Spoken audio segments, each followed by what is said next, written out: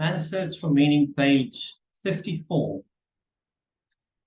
In Auschwitz, I had laid down a rule for myself, which proved to be a good one, and which most of my comrades later followed. I generally answered all kinds of questions truthfully, but I was silent about anything that was not expressly asked. If I were asked my age, I gave it. If asked about my profession, I said doctor, but did not elaborate. The first morning in Auschwitz, an SS officer came to the parade ground. We had to fall into separate groups of prisoners, over 40 years, under 40 years, metal workers, mechanics, and so forth. Then we were examined for ruptures, and some prisoners had to form a new group. The group that I was in was driven to another hut where we lined up again. After being sorted out once more and having answered questions as to my age and profession, I was sent to another small group. Once more we were driven to another hut and grouped differently. This continued for some time, and I became quite unhappy, finding myself among strangers who spoke unintelligible foreign languages. Then came the last selection, and I found myself back in the group that had been with me in the first hut. They had barely noticed that I had been sent from hut to hut in the meantime, but I was aware that in those few minutes fate had passed me in many different forms. When the transport of sick patients for the rest camp was organized, my name, that is my number, was put on the list, since a few doctors were needed. But no one was convinced that the destination was really a rest camp. A few weeks previously, the same transport had been prepared. Then, too, everyone had thought that it was destined for the gas ovens.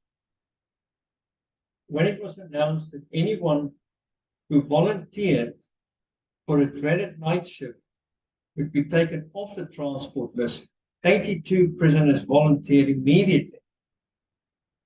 A quarter of an hour later, the transport was cancelled, but the 82 who stayed on the list for a night shift. For a majority of them, this meant death within the next fortnight.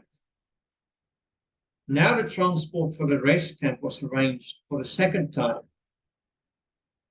Again, no one knew whether this was a ruse to obtain the last bit of work from the sick, if only for 14 days, or whether it could go to the gas ovens or to a genuine rest camp.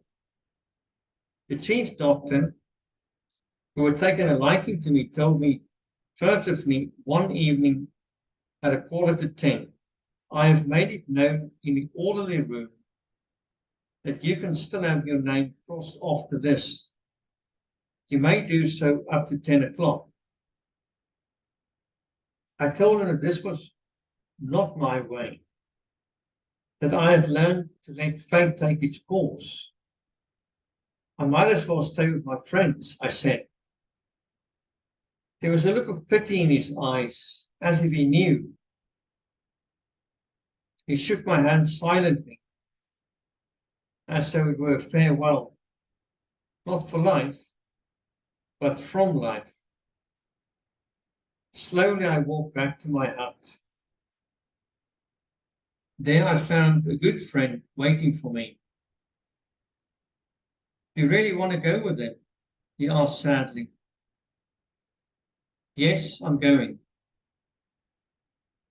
Tears came to his eyes, and I tried to comfort him. Then there was something else to do, to make my will. "Listen, Otto, if I don't get back home to my wife, and if you should see her again, then tell her that I talk with her daily, hourly. You remember. Secondly, I have loved her more than anyone. Thirdly, the short time I have been married to her outweighs everything, even all we have gone through here. Otto, where are you now? Are you alive? What has happened to you since our last hour together? Did you find your wife again? And do you remember how I made you learn my will by heart, word for word, in spite of your childlike tears? The next morning I departed with a transport. This time it was not a ruse.